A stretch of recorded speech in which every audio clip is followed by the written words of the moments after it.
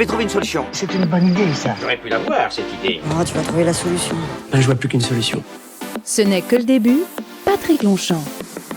Voilà, bonjour à toutes et à tous. Très heureux de vous retrouver dans Ce n'est que le début, le magazine de vos solutions, magazine hebdomadaire où on se retrouve tous les vendredis à 12h30 pour parler d'une solution sur notre territoire, qu'on soit en Loire-Atlantique ou ailleurs. Et aujourd'hui, eh bien, on va parler pas business, mais on va parler de solidarité. On va parler avec Pierre-Yves Lohay, qui est président du CJD à Nantes, le centre des centres des jeunes dirigeants. Bonjour Pierre-Yves, vous allez bien ? Bonjour Patrick, ça va très bien. Merci. Eh bien, écoutez, merci beaucoup d'être avec nous. On va parler un petit peu du centre des jeunes dirigeants, qui est un réseau de dirigeants d'entreprise, mais un réseau qui n'est pas totalement comme les autres, parce que on est là d'abord, si j'ai bien compris, vous allez peut-être me dire le contraire, mais si j'ai bien compris, on est avant tout là pour se former et pas forcément pour réseauter.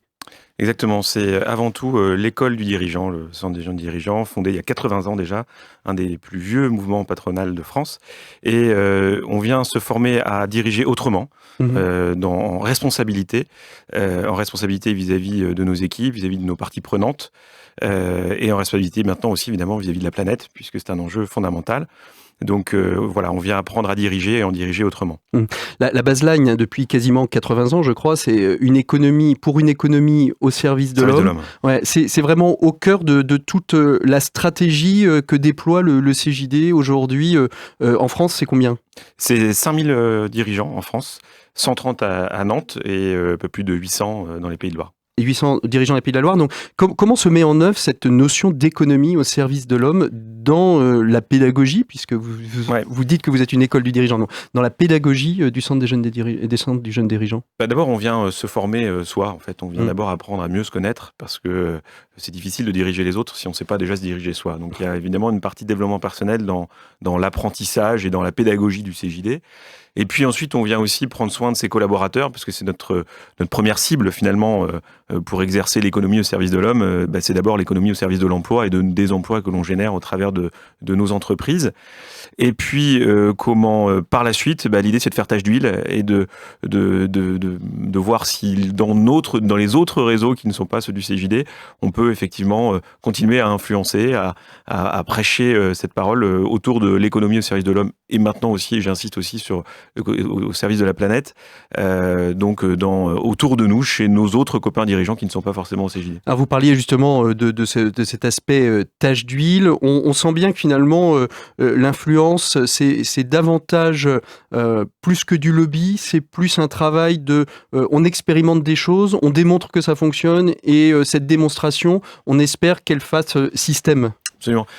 L'ADN du CJD, c'est l'expérimentation. Donc on apprend, mais on apprend aussi en faisant. On est des faiseurs au CJD et on expérimente beaucoup, on réinvente beaucoup dans ce mouvement. Mais c'est aussi ce qui en fait la magie et l'intérêt.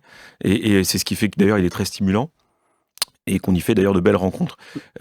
Concrètement, qu'est-ce que vous avez fait au CJD qui aujourd'hui est finalement devenu quelque chose d'un petit peu normatif, ou qui est parti du CJD pour avoir sa propre vie, sa propre autonomie?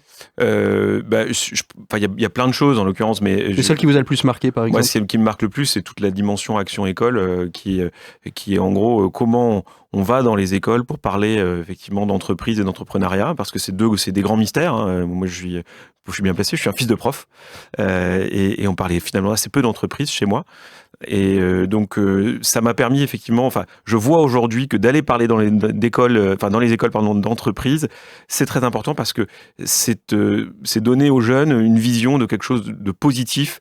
Parce que l'entreprise, c'est fondamentalement positif. C'est inclusif, ça permet effectivement de briser les fractures sociales telles qu'on les connaît, ça permet de réellement s'épanouir, ça permet de pouvoir lancer plein de nouveaux projets. Et ça, c'est l'endroit où c'est le plus possible dans notre société, c'est l'entreprise. Sur 130 dirigeants à Nantes, l'ensemble des 130 dirigeants vont régulièrement dans des écoles. Qu'est-ce qu'ils y font? Ils échangent, il y a des ateliers. Comment on accompagne aussi? Parce que c'est bien de venir parler, mais quelle est peut-être peut-être évidemment le feedback, le retour que vous pouvez recevoir ou donner aux enseignants? Alors, il y a plein de, il y a plein de manières. Il y en a plusieurs. Il y a des manières très, très académiques où on se met dans un amphi avec 500 lycéens et on fait témoigner des dirigeants sur leur parcours, ce qui peut susciter à la fois des vocations et puis peut-être des envies de se remettre au travail pour certains, parce que parfois aussi c'est bien de faire des études pour être dirigeant. Il y a des dirigeants autodidactes, mais il y en a aussi qui ont fait des études et c'est quand même sans doute un peu plus facile en ayant fait des études. Et puis après, on peut aller dans des classes, dans des plus petits groupes où on partage et on est vraiment sur de la question d'échange. Et puis aussi, on vient présenter son parcours et ça donne encore une fois, et ça éclaire certains jeunes. Et puis, on va aussi aider à des moments clés sur l'orientation, pour aider à structurer un CV, pour aider à structurer un entretien, à faire face à un dirigeant, parce que ce sont les dirigeants qui recrutent bien souvent dans les PME et les ETI de notre territoire. Et donc, voilà, on vient aussi entraîner nos jeunes à devenir des bons employés, entre guillemets. Alors, une fois qu'ils sont sortis de l'école, qu'ils galèrent un petit peu pour trouver de l'emploi, est-ce que le CJD aussi intervient sur cet aspect accompagnement d'une idée, développement d'un projet, peut-être de mentorat, je ne sais pas? Oui, alors effectivement, au CJD, on apprend et puis on aime bien, c'est aussi l'école, c'est à la fois l'école du dirigeant, c'est aussi l'école de l'engagement. Et, voilà. Et donc, on s'engage beaucoup et on s'engage dans des causes qui peuvent être très pragmatiques, comme effectivement être mentor d'un autre dirigeant qui lui se lance et on essaie de lui donner les repères qu'on a reçus nous-mêmes de nos anciens JD, nos anciens jeunes dirigeants. Et puis on va aussi aller chercher, par exemple dans les quartiers prioritaires, et on a monté un projet avec les apprentis d'Auteuil à ce sujet qui s'appelle le Lab et qui est un super projet. Il y a quelques temps, je crois, qui a été reçu sur cette antenne. Et effectivement, le Lab, c'est formidable parce que c'est comment on accompagne des gamins qui sont issus de quartiers prioritaires, qui sont souvent très éloignés du milieu de l'entreprise, parce que parfois aussi l'entreprise s'est refusée à leurs parents. Et l'idée, c'est de corriger ça et de donner à des jeunes qui ont des idées, qui ont envie d'entreprendre, à la fois de la formation, et ça c'est la partie apprenti d'Auteuil, et du mentoring, et ça c'est la partie CJD. Voilà. Alors, plein d'autres projets, donc l'école. Vous êtes aussi associé avec Break Poverty, qui est une fondation qui développe de l'action sur les quartiers prioritaires de Nantes pour lutter contre si j'ai bien compris, contre la misère préprogrammée et le décrochage scolaire. C'est exactement ça. En fait, on sait qu'en France, il faut 5 générations pour sortir de la pauvreté. C'est énorme, contre 2 dans les pays scandinaves. Donc, on voit qu'il y a un vrai problème, effectivement, de mobilité sociale. Et c'est la priorité de Break Poverty. Nous, jeunes dirigeants, on est entrepreneurs, on est fondamentalement des gens de projet. Et donc, forcément, ça nous parle.